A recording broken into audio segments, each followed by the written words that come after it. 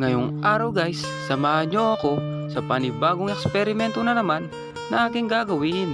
At eto na nga, naihanda ko na ang mga kakailanganin sa ating eksperimento. Pero syempre bago ang lahat, kung di ka pa nakapalo sa aking page, baka naman. Kung napapansin nyo guys, nai-prepare ko na din pala yung mga kakailanganin natin sa pagluluto. At eto na nga, yung kaldero ni Lolo. Inana ko pa yan sa lolo, ng lolo, ng lolo, ng lolo ko. So yun, dahil wala akong magawa ngayong araw, ang gagawin ko ay magluluto. Magluluto ako sa taas ng bubong. At eto na nga guys, nai-prepare ko na rin yung mga kakailanganin natin sa pag-eksperimento. Meron tayong baka dyan, pechay bagyo, samahan mo na rin ng chicharon. At syempre hindi mawawala yung sukang walang kamatayan. At homie na peles, tsaka yung sibuyas. At syempre guys, dahil nasa bubong tayo, magdala na rin tayo ng lutuan. At syempre, hindi mawawala yung kaldero ni Lolo. Una ko palang ginawa dyan guys ay hiniwa-hiwa ko muna yung baka. Medyo natagalan nga lang pala ko dyan guys sa paghihiwa ng baka. Eh napakakunat kasi.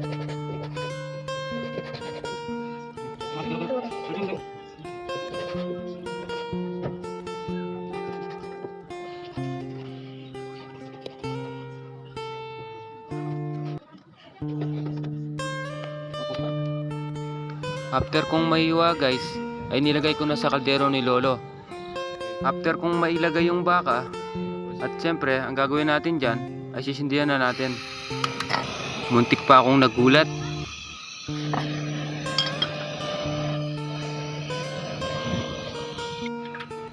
So ayan guys, papakita ko sa inyo yung view dito sa taas ng bubong ni Lolo.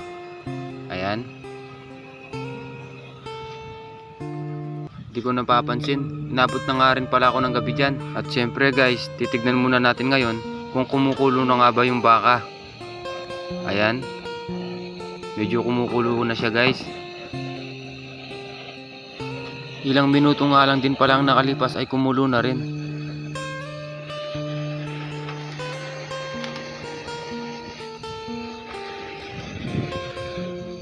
At eto na nga guys, natapos ko na rin timplahin yung mga kakailanganin natin sa eksperimento.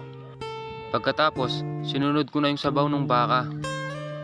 Ayan, kung makikita nyo guys, nilalagyan ko na ng sabaw yung isa.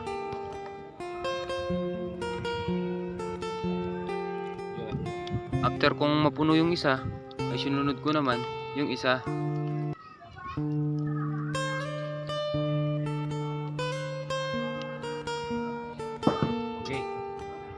At syempre, unang magte-taste test dyan, yung pamangkin ko. Ayan. Uy! Ah.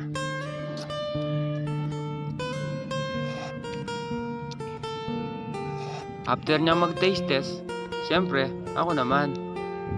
Kain tayo guys. Ayos.